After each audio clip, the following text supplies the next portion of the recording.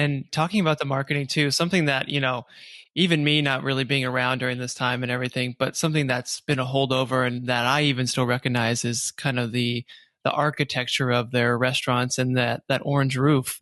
How did that, is there a story to how that came about and when that happened? Well, it's funny. Howard Johnson started in the 1925 period, but by the 1930s, he was looking at that franchise concept. And by 1935, of course, the first one was in Orleans, Massachusetts. Now, during this period of time, he was actually having a staff of architects that worked for him that would help work with the individual franchisee to design it for not only the lot of land, but in a colonial revival design. Now, during that period of time, you saw much of his restaurants changing from a colonial revival design to a little bit of a more modernistic design known as the NIMS design in the late 1950s, early 1960s. But they all had the same concept, a center door, the kitchen directly behind. On the right-hand side was where one sat at a counter on little stools, and on the left-hand side, a dining room. They didn't change, and they still had a orange roof and blue shutters. But during the period of the 1920s and 1930s, these individual architects began to realize in some ways that if they were going to design these buildings, they wanted it to be something that people would see. Now, during the day, unless one is colorblind, you're going to see an orange roof and you're going to see blue shutters.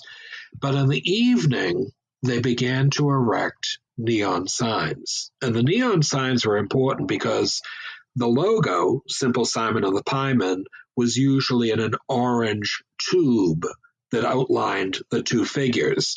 And then the marquee itself would actually have all of their specials.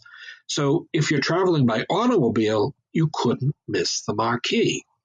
But the architects during this period of time were a major source of what basically was becoming a major roadside icon. And as an icon, it was something that Howard Johnson realized that he was creating something that people wanted to go to.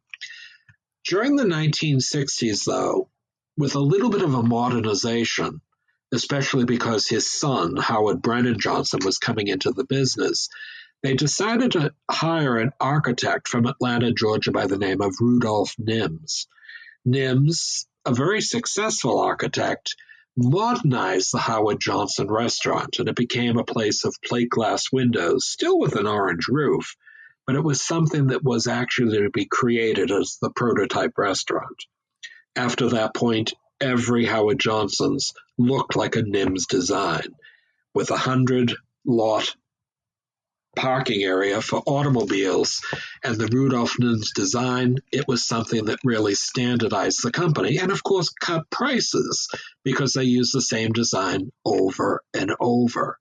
So the restaurants themselves, which had started off as charming colonial revival places with a cupola that was illuminated from within, a weather vane of Simple Simon and the Pieman, charming banquettes, walls that were actually covered in naughty pine paneling. It was something that was charming, but it was a little expensive. By the 1960s, one had cut costs by standardizing the architectural design, just like he had standardized the menu in the 1930s and 40s. So by doing that, what he was doing was reinvesting in the business, but also making it into something that one would more readily identify with than a multitude of colonial revival designs. There's a great aspect in my book. I have photographs that actually show the restaurants, especially in the 1940s and 1950s, and they're really quite lovely.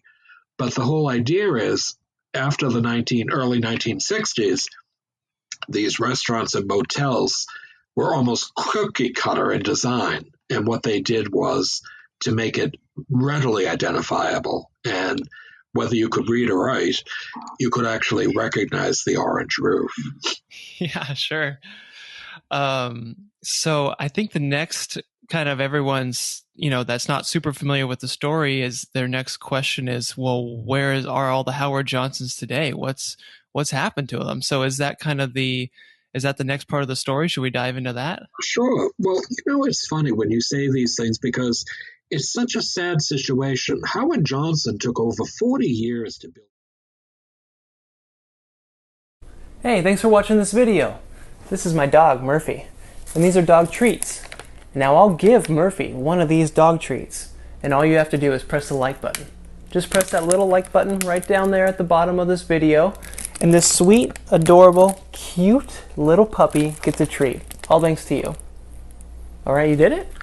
Okay, I believe you if you said you did it. There you go, Murph. She got that treat because of you. Now, I'll eat one of these treats, and all you have to do is click that subscribe button right there, pointing to it. Just click that subscribe button, subscribe to Curiosityness with me, Travis DeRose. Get lots of good video, and I'll eat this treat. Alright, you did that too? That's not very good. Bro, not very good.